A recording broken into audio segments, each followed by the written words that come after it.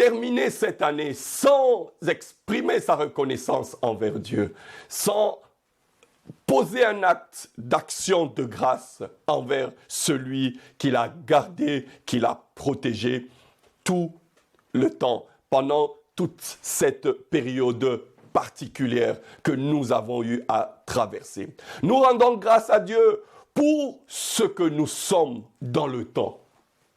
Nous sommes nés, nous avons peut-être un certain âge en ce moment, et nous avons quelques années devant nous. Et pour ce que nous sommes, nous pouvons rendre grâce à Dieu. Il y a une petite différence que j'aimerais que chacun d'entre nous, que nous puissions faire lorsque nous parlons d'action de grâce. C'est que l'action de grâce se situe en 3 temps. Il y a le passé, il y a le présent et il y a le futur. Le passé pour tout ce que Dieu a accompli. Le présent pour ce que Dieu est en train de faire maintenant. Et le futur pour ce que Dieu fera dans les jours à venir. Et ces 3 temps doivent être considérés lorsque nous faisons des actions de grâce. Lorsque l'apôtre Paul parle de « nous rendons grâce en toutes choses, car c'est la volonté de Dieu en Jésus-Christ », l'apôtre Paul parle d'un ordre. Mais lorsqu'il parle en Colossiens chapitre 1, le verset 12, il dit « rendez grâce au Père qui vous a rendu capable », c'est-à-dire autrefois vous n'étiez pas capable, peut-être maintenant vous êtes capable, et demain vous serez capable. Donc, il y a non seulement le côté, la dimension en quelque sorte du passé, mais il y a la dimension du présent, mais il y a aussi la dimension du futur. Et je crois personnellement que les actions de grâce telles que l'apôtre Paul le dit, ça revêt beaucoup plus la dimension future. Et il est important que nous fassions cette différence. Les actions de grâce, comme j'ai eu à le dire, c'est l'expression de la reconnaissance par rapport à ce que nous sommes. Pendant la semaine, nous avons rendu grâce à Dieu pour ce que nous sommes. Ce que vous êtes, bien-aimés dans le Seigneur, il y a une raison valable pour que nous puissions rendre grâce à Dieu. L'image de ce frère m'a toujours fait beaucoup réfléchir. Notre bien-aimé Nick, pour moi, du moins pour ceux qui le connaissent, ce jeune homme qui est né sans bras, sans jambes, mais qui est une merveille. Comme lui-même l'a dit, j'ai demandé un miracle à Dieu, mais Dieu a fait de moi un miracle. Il a prié pour qu'un jour qu'il se réveille, qu'il ait des bras, qu'il ait 2 jambes, mais il a fini par comprendre. Dieu ne l'a pas exaucé par rapport à ça, mais Dieu a fait de lui, Nick, un miracle. Parce que tous les hommes et les femmes qui le rencontrent, qui le voient, sont émerveillés. Il y en a qui pleurent, il y en a qui sont bouleversés lorsqu'ils voient la joie qu'il y a dans la vie de ce jeune homme. Sa présence, tout simplement, change la vie de beaucoup d'hommes et de femmes. Ceux qui n'aiment pas leurs bras, lorsqu'ils sont en face de quelqu'un qui est content de le fait de ne pas avoir un bras, il a la joie et cette joie est communiquée. Les gens changent. Des hommes et des femmes se convertissent, changent leur attitude vis-à-vis d'eux-mêmes, changent leur attitude vis-à-vis d'une partie de leur corps. Vous savez, nous vivons une génération où il y a beaucoup d'hommes, il y a beaucoup de femmes qui ne s'acceptent pas tels qu'ils sont. Plus tard que quelques jours, j'ai eu à rencontrer une jeune fille qui ne s'accepte pas telle qu'elle est. J'ai vérifié, et effectivement, c'est le cas. J'ai dit au Seigneur, il y a un miracle qui doit se produire dans la vie de cette personne. Bien-aimés dans le Seigneur, rendons grâce à Dieu pour ce que nous sommes. Non seulement pour ce que nous sommes, mais pour ce que nous avons, pour ce que nous voyons, pour ce que nous vivons. Voici autant d'actions de grâce qui peuvent faire l'objet de notre vie ou de notre moment de prière. Mais l'action de grâce devient un acte de foi lorsqu'elle est projetée dans le futur. Oh, je prie le Seigneur que chacun d'entre nous puisse comprendre cet aspect d'action de grâce. Pour ce que je vais jouir dans les jours à venir. Il y a des hommes et des femmes qui donnent, qui élèvent des actions de grâce auprès du Seigneur.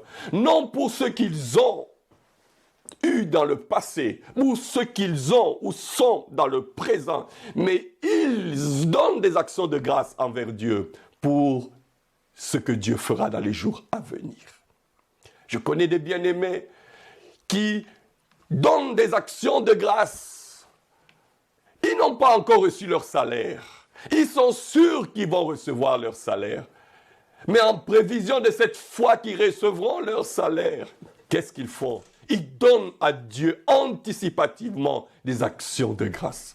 Oh bien-aimé, je prie le Seigneur que cet aspect caractérise notre propre vie.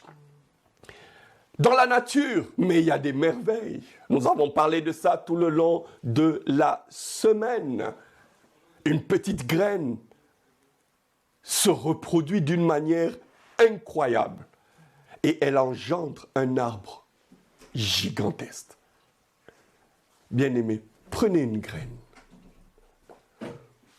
Prenez une simple graine. Mettez cela dans le sol. Qu'est-ce qui sort? Une petite plante. Et quelque temps après, devient un arbre. Et quelque temps après, elle porte des fruits. Une seule graine peut produire des milliers de graines. Peut-être parce que nous sommes habitués à cela. Mais la Bible nous demande d'ouvrir nos yeux et d'observer et de regarder. Bien-aimés dans le Seigneur, nous irons au ciel. Oui, nous irons au ciel. Mais prenez au moins le temps d'observer la création. Prenez au moins le temps d'observer la nature. Nous sommes témoins du miracle de la naissance. Oh, bien-aimés, la naissance, c'est un miracle. Il y a les saisons, il y a la pluie, il y a la neige. Pouvons-nous pas prendre un petit moment pour contempler cela? Le soleil, lorsque le soleil se lève, lorsque le soleil se couche, quelle gloire! Cela peut être l'objet. Vous savez, nous qui vivons parfois en ville, nous n'avons pas le temps d'apprécier le lever du soleil et le coucher du soleil. J'ai toujours été impressionné, j'ai eu à le dire, par la diversité qu'il y a dans la nature. Il existe pas moins de 10 millions d'espèces d'insectes. Vous pouvez vous imaginer? Les scientifiques, ceux qui étudient les animaux et autres, il y en a un qui a dit qu'il existe plus de 2500 variétés de fourmis. Vous connaissez la fourmi, la toute petite. Il y en a plus de 2500 variétés. J'ai dit, waouh!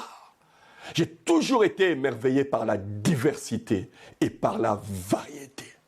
Même des fruits que nous mangeons, les mangues, les oranges, papayes, il y a une diversité. Et je me pose toujours la question, mais comment Dieu gère cette diversité? Mais j'ai compris une chose, que Dieu aime la diversité. Et bien-aimés dans le Seigneur, aimons la diversité. Laissons notre vie être imprégnée par la diversité. Lorsque nous regardons l'aigle est capable de voler jusqu'à 160 km/h. Le faucon, c'est aussi un rapace. ce rapace est capable de faire un pic de 290 km par heure. Impressionnant. Il peut arriver même jusqu'à 320 km par heure. J'ai toujours été émerveillé lorsque je regarde les documentaires. Un faucon, en général ce sont les aigles. Ils descendent là où il y a une rivière. Il y a un poisson qui est là. Et il atterrit, il prend le poisson et puis pouf, il s'en va. Ça m'émerveille. J'ai l'impression que Dieu a fait connaître la vitesse, la percée du regard, la force physique au travers les différents animaux dans la création. Je vous ai parlé au courant de la semaine, Dieu a pris le temps d'expliquer à Job l'hippopotame. Lisez ça dans Job. Nous avons parlé de ça pendant la semaine. Dieu a décrit à Job la force que l'hippopotame a. L'hippopotame, même si tu te présentes comment, il se moque de toi. Il peut avoir une tempête imperturbable. Bien-aimés dans le Seigneur, observons la création et nous allons voir la gloire de Dieu, la puissance de Dieu. Mais parlons de vous-même. Tel que vous êtes là, vous êtes une merveille. Et le psalmiste l'a dit, je suis une créature merveilleuse. J'ai toujours voulu comprendre, mais qu'est-ce que le psalmiste a voulu dire? Il a eu le temps peut-être de s'observer. Bien-aimé dans le Seigneur, vous êtes unique. Il n'y a pas deux personnes comme vous, telles que vous êtes là. Il n'y en a pas deux, il n'y en a pas deux. Vous pouvez être nés même parents. Vous avez le premier enfant. Vous dites, ah, ils seront les mêmes. Non, lorsqu'un deuxième vient, mais c'est différent. Lorsque le troisième enfant naît, c'est encore différent. Des individus différents, distincts. Si l'un est né, peut-être il est timide. Lorsque l'autre va naître, une boule de joie, capable de communiquer la vie. Lorsque le troisième va naître, une créativité extraordinaire et exceptionnelle. Mais tous ces enfants sont nés, même père, même mère. Vous êtes unique. Même si vous recevez la même éducation, vous étudiez dans la même école, vous êtes différents. C'est différent. Vous vous exprimez différemment. Vous agissez différemment. Vous pensez différemment. Vous avez des facultés intellectuelles différentes. Facultés physiques différentes. Bien-aimés, vous êtes uniques. Amen. Il n'existe pas un autre exemplaire de vous-même. Vous êtes original. Il n'y a pas quelqu'un d'autre qui aura votre profil. Il n'y a pas un autre comme vous sur terre. Ni ailleurs dans le monde, ni dans l'espace. Il n'y a personne semblable à vous. N'est-ce pas un sujet d'action de grâce? Amen. Personne d'autre n'a votre profil. Vos atouts, vos expériences, vos facultés, vos forces physiques, personne n'est semblable à vous. Par conséquent, il n'y a aucune place à la comparaison. Amen. Aucune place.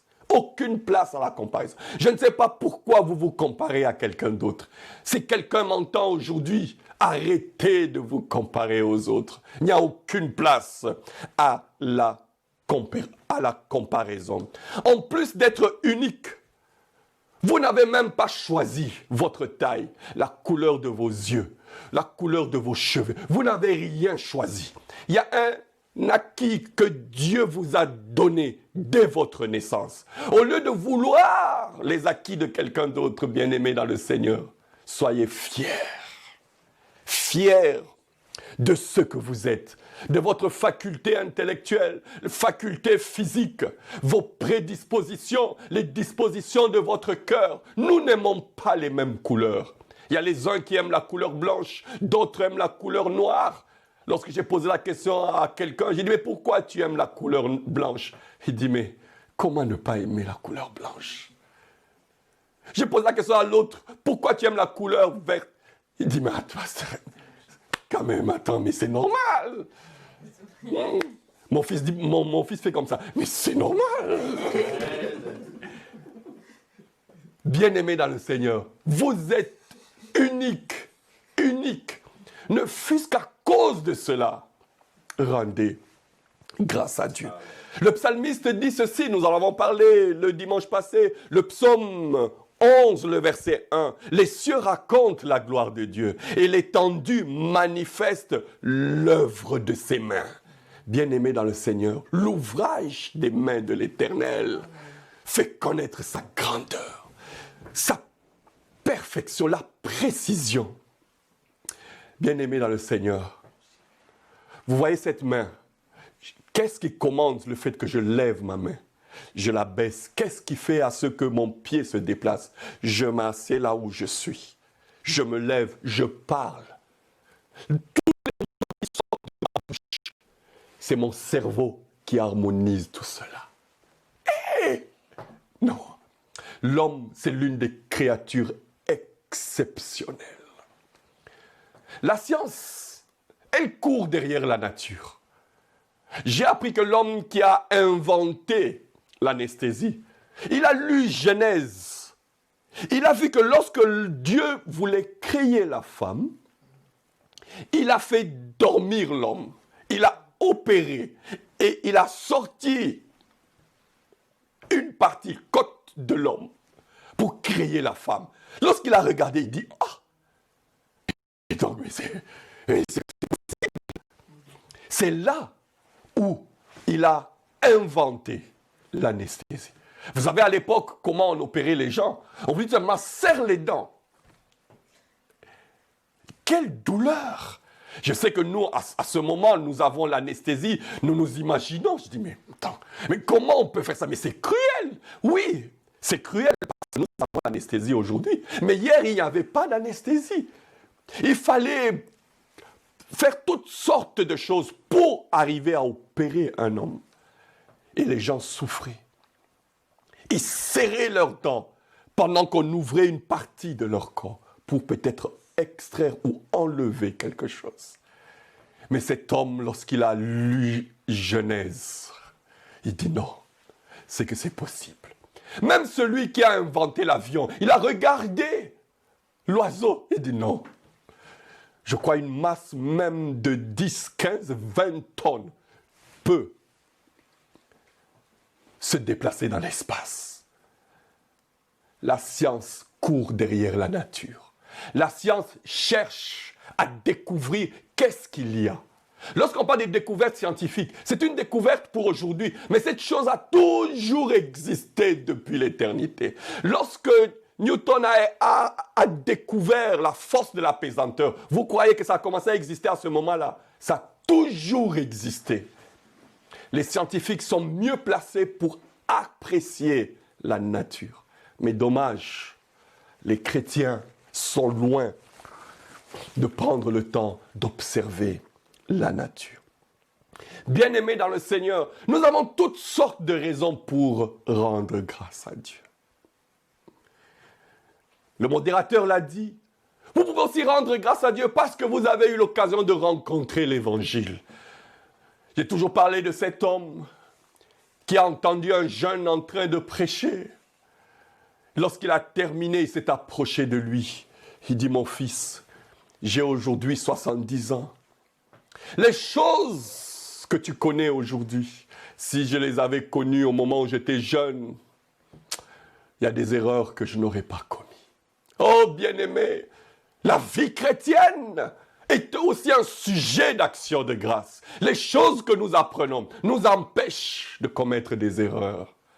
Les choses que nous apprenons dans le cadre de la vie chrétienne nous empêchent de faire de mauvais choix.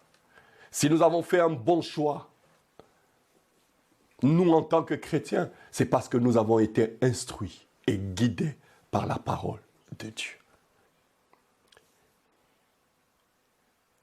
Votre vie doit être remplie d'actions de grâce. Notre vie doit être remplie d'actions de grâce, bien-aimés dans le Seigneur. Regardez vos enfants, ils sont en bonne santé. Vous dormez, n'est-ce pas? Vous vous réveillez le matin. Et c'est évident, dormir, c'est presque mourir. Pendant toute cette année, 365 jours, entre guillemets, nous sommes morts 365 jours, nous sommes réveillés 365 jours.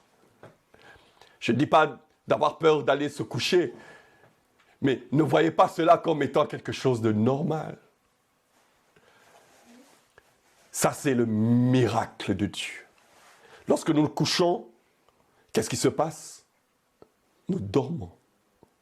Lorsque nous réveillons le matin avec toute la force, comme un homme ou une femme qui a été renouvelé. Bien-aimé dans le Seigneur, les actions de grâce. Les actions de grâce. Essayons d'observer tout autour de nous tout ce que Dieu a eu à accomplir. Et en plus, l'année 2020, elle a été une année où on nous a parlé de Covid-19. Combien d'hommes et de femmes sont partis? Combien d'entreprises sont tombées? Combien d'hommes et de femmes ont perdu le travail? Mais bien-aimés dans le Seigneur, vous n'avez peut-être pas perdu votre travail, mais Dieu pourvoit à vos besoins. D'une manière ou d'une autre, à travers un salaire. Mais il y a d'autres qui ont perdu leur travail. D'autres n'ont même pas pu voyager, mais vous avez pu voyager. Nous avons plusieurs raisons de rendre grâce à Dieu. Vous avez des enfants en bonne santé, remerciez le Seigneur. Il y a d'autres qui ont des enfants mal formés. D'autres en ont qui n'écoutent pas, qui ne voient pas. Il y a des merveilles dans la nature qui peuvent être l'objet d'actions de grâce. La Bible dit ceci dans Romains chapitre 1, le verset 18 à 21. La colère de Dieu se révèle du ciel contre toute impiété et toute injustice des hommes qui, par leur injustice, tiennent la vérité prisonnière. Car ce qu'on peut connaître de Dieu est évident pour eux, puisque Dieu leur a fait connaître. Le verset 20, en effet, les perfections invisibles de Dieu, sa puissance éternelle et sa divinité se voient comme à l'œil nu. Ça, c'est une autre version qui dit se voit comme à l'œil nu. Dommage, les chrétiens ne voient pas ça. Beaucoup d'entre nous, nous ne voyons pas ça.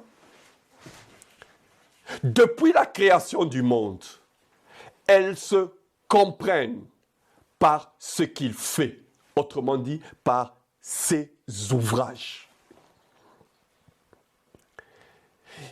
Ils sont donc inexcusables, puisque tout, en connaissant Dieu, ils ne lui ont pas donné la gloire qu'il méritait en tant que Dieu.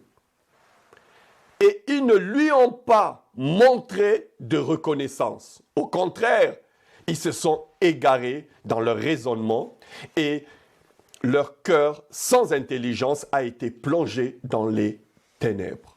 Une autre version dit de le remercier pour ses dons. Tel que nous sommes là, beaucoup d'entre nous, depuis notre tendre enfance, ou bien le jour de notre conversion, jusqu'à aujourd'hui, nous n'avons jamais pris le temps d'admirer, d'apprécier l'ouvrage de Dieu que nous sommes.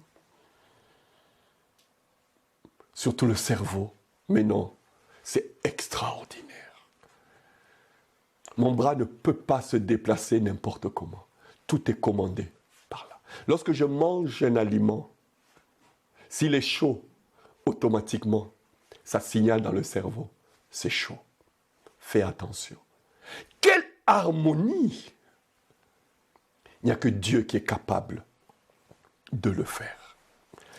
Bien-aimé, l'action de grâce est la seule prière qui restera éternelle pour moi. Ici sur terre, même lorsque nous serons dans la gloire. C'est pour cela que la Bible dit, lorsque Paul parle des chrétiens du premier siècle, ils passaient du temps en train de rendre grâce à Dieu. Parce qu'il y a beaucoup de sujets d'action de grâce qui peuvent faire l'objet de notre temps de prière. J'ai toujours dit, sur 100% d'heures de prière, peut-être 1 heure d'heure de prière, 50 minutes doit être de l'action de grâce. Les autres 10 minutes, peut-être une demande, peut-être quelques minutes.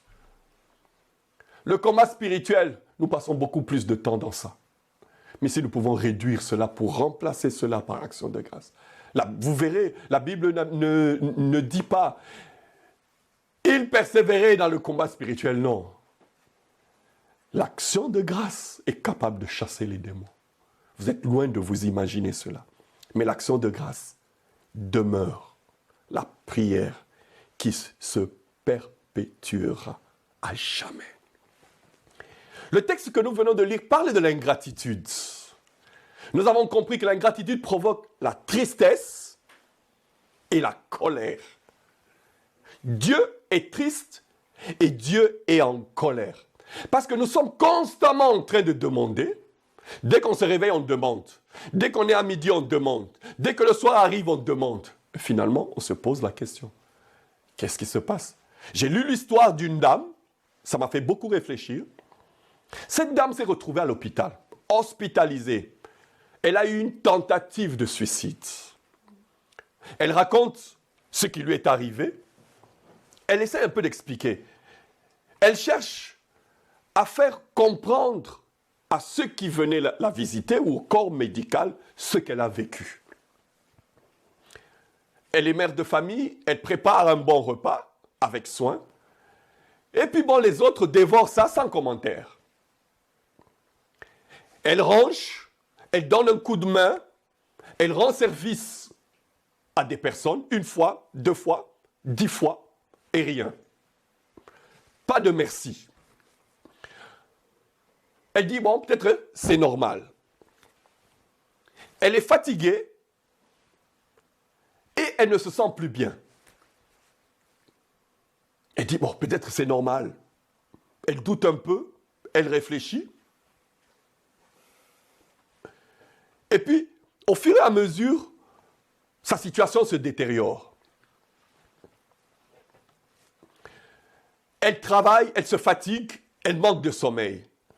Elle passe des examens médicaux, elle devient nerveuse de plus en plus. Et à un moment donné, elle a explosé. On lui fait des reproches par ses proches. On dit, mais qu'est-ce qui se passe? Il dit, je ne sais pas, mais mon état de santé se détériore. Mais le vrai problème, c'est lequel? C'est à cause de manque de reconnaissance. Il y a beaucoup de gens, peut-être vous êtes là stressés, trop stressés. Vous êtes peut-être malade, vous êtes nerveux, ou il y a un problème de santé. Ça peut aussi être à cause de manque de reconnaissance. Et je me dis, si cela peut provoquer manque de reconnaissance ou l'ingratitude peut provoquer dans la vie de quelqu'un la nervosité jusqu'à se retrouver à l'hôpital, être hospitalisé. Bien-aimé dans le Seigneur, je me pose la question, du moins en ce qui concerne Dieu. Comment Dieu nous voit lorsque nous ne cessons jour et nuit, toujours en train de demander? Même lorsqu'il donne, nous sommes insatisfaits.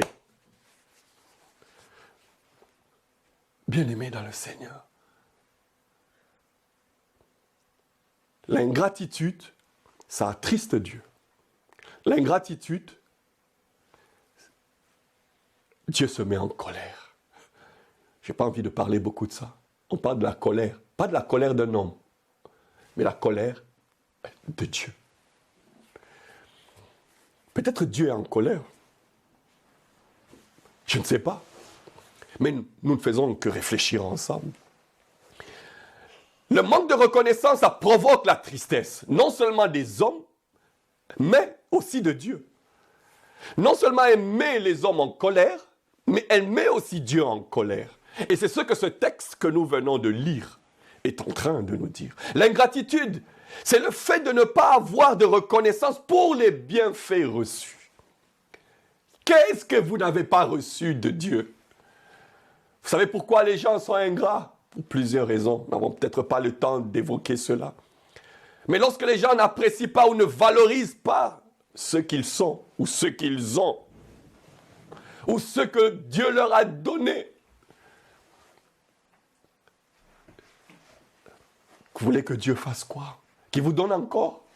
Imaginez, vous donnez à quelqu'un, il ne vous dit pas merci. Vous donnez encore, il ne vous dit pas merci. Quel sera le réflexe normal? Dieu nous a créés à sa ressemblance. J'ai aussi l'impression que Dieu, à un moment donné, il dit non, j'arrête ici. Et vous savez, le degré, le niveau de supporter les choses, Dieu en a d'une manière particulière. Dieu attend que ça soit le comble. Lorsque le péché atteint son comble, c'est là où il agit. Nous n'attendons pas que cela atteigne le comble. Nous réagissons. Mais il y a une grande question que j'aimerais que chacun d'entre nous puisse se poser.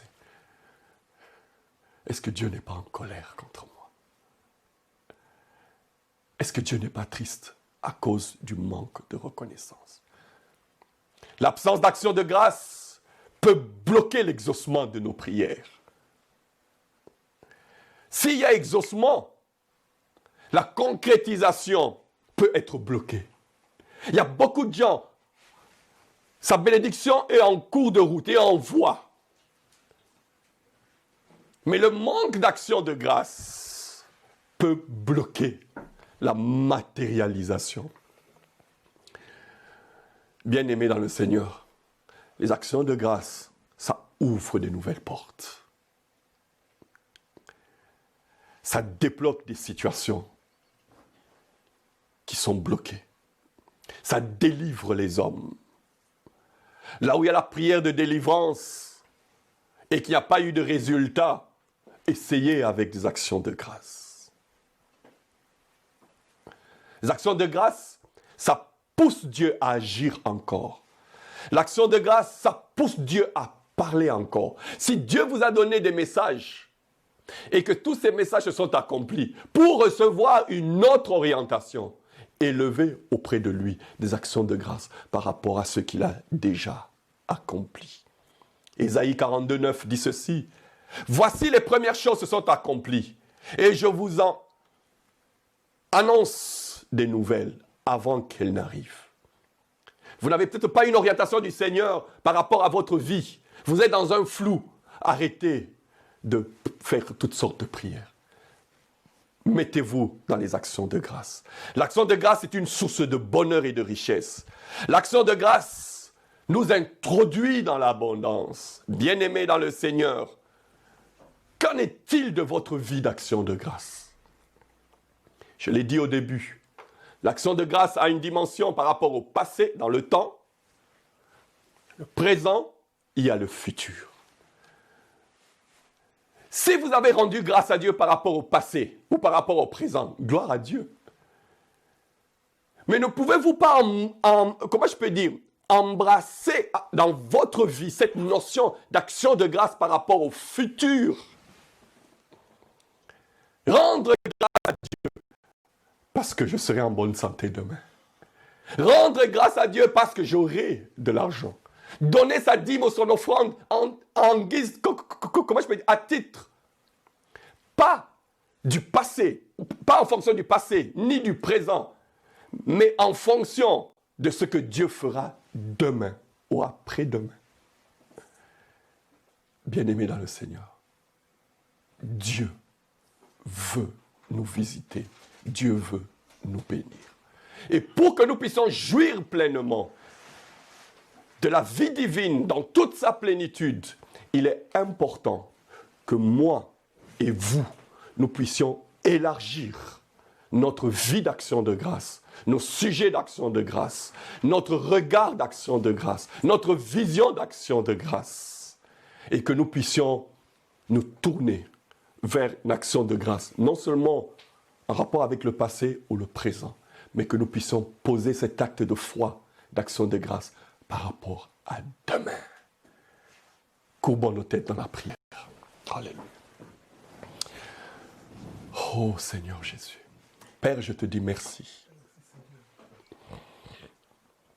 Seigneur, nous avons pris toute une semaine d'action de grâce. Oh, que des hommes ingrats. Des chrétiens qui parlent en langue, Seigneur, ingrats. Des serviteurs de Dieu, ingrats. De ceux qui se disent très spirituels, Seigneur, ingrats. Oh Père, il y a plusieurs raisons d'élever auprès de toi des actions de grâce. Seigneur, pardonne de la mauvaise habitude que nous avons acquise, Seigneur, au travers les années de notre vie chrétienne. Prompte à la demande. Prompte à demander. Nous demandons tellement, tellement, Seigneur, que je crois que tu es triste. Je crois que tu es en colère. Seigneur, qu'au travers cette exhortation dans l'action de grâce, Père, que mon frère, ma sœur puisse expérimenter une nouvelle réalité dans sa vie, Seigneur, en introduisant dans sa vie les actions de grâce dans le nom de Jésus-Christ. Alléluia.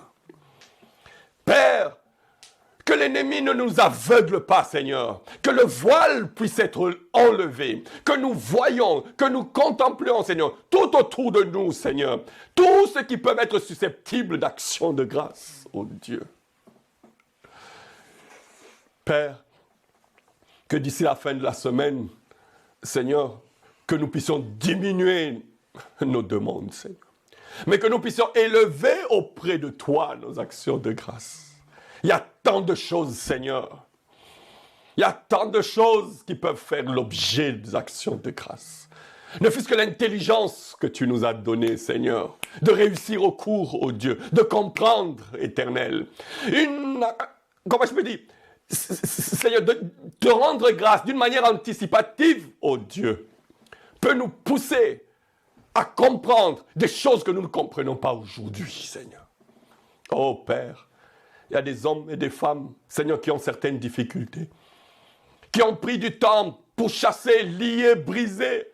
S'ils pouvaient au moins élever des actions de grâce auprès de toi, Seigneur, pour ce que tu as déjà fait, ce que tu as déjà accompli, il est sûr et certain, Seigneur, que toi, tu vas agir et tu vas intervenir. Père, introduis dans chacun d'entre nous cette dimension du futur, de l'avenir.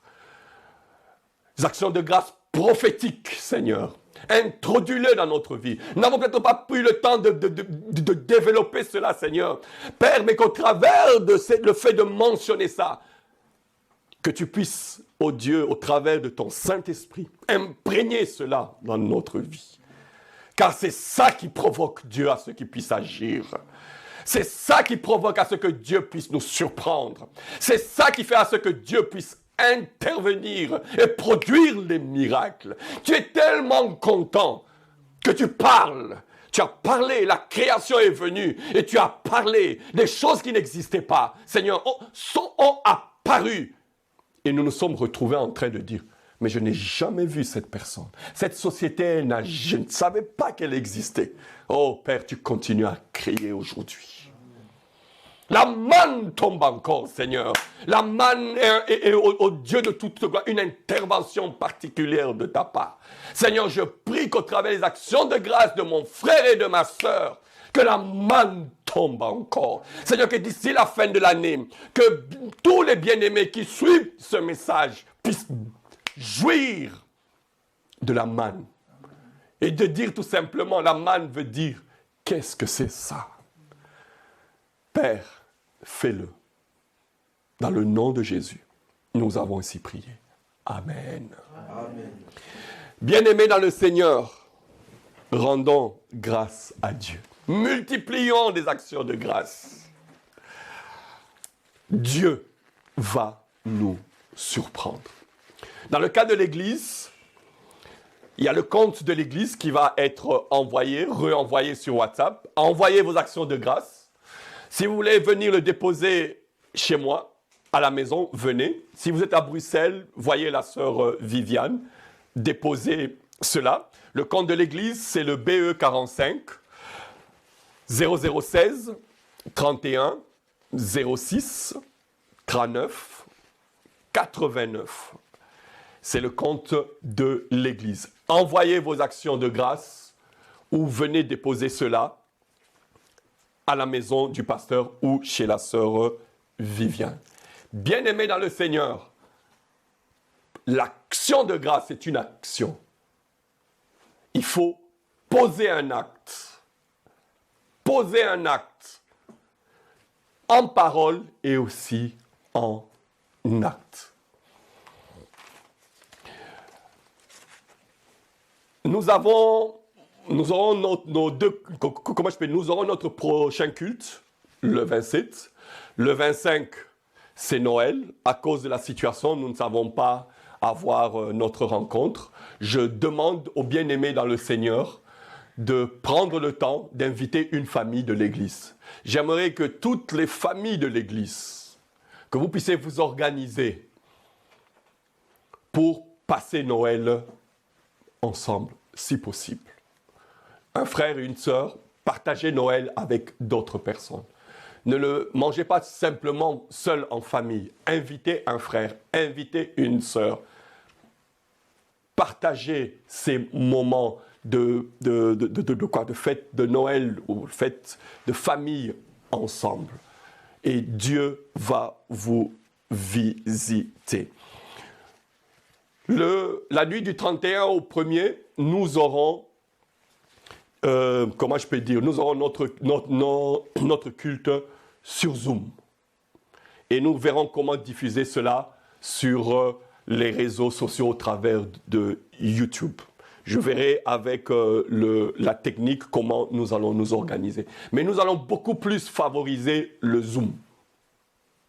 Et pour cela, je demande à chacun d'entre nous, du moins dans le cadre de l'Église, ou peut-être s'il y a des gens qui nous suivent au loin, qui désirent donner peut-être un témoignage d'action de grâce, s'il vous plaît. Vous pouvez faire un tout petit enregistrement d'1 minute. Et au niveau de la technique, notre bien-aimé qui s'occupe de la technique va essayer de travailler ça pour diffuser cela le jour le jour de notre rencontre du 31 au 1er. Donc, faites des petites vidéos d'1 minute, partagez votre témoignage ou bien action de grâce pour ce que Dieu a fait. 1 minute tout au plus, s'il vous plaît. Je sais que nous avons beaucoup de choses à dire, mais essayons de réduire cela pour donner l'occasion au maximum de frères et sœurs de partager leur sujet ou leur action de grâce ou leur joie avec les bien-aimés. Donc, préparons-nous par rapport à ce culte que nous aurons à distance à cause de la situation de la pandémie. Le culte d'aujourd'hui, ça passera sur YouTube aux environs à 16h et à 20h plutôt. Donc à 20h, vous aurez notre culte d'aujourd'hui. Ça, c'est la technique qui nous annonce cela. Nous sommes à la fin et nous allons prier le Seigneur. Prenez votre offrande, envoyez ça sur le compte de l'Église. Lorsque c'est une dîme, vous écrivez dîme. Lorsque c'est l'action de grâce, écrivez action de grâce. Lorsque c'est la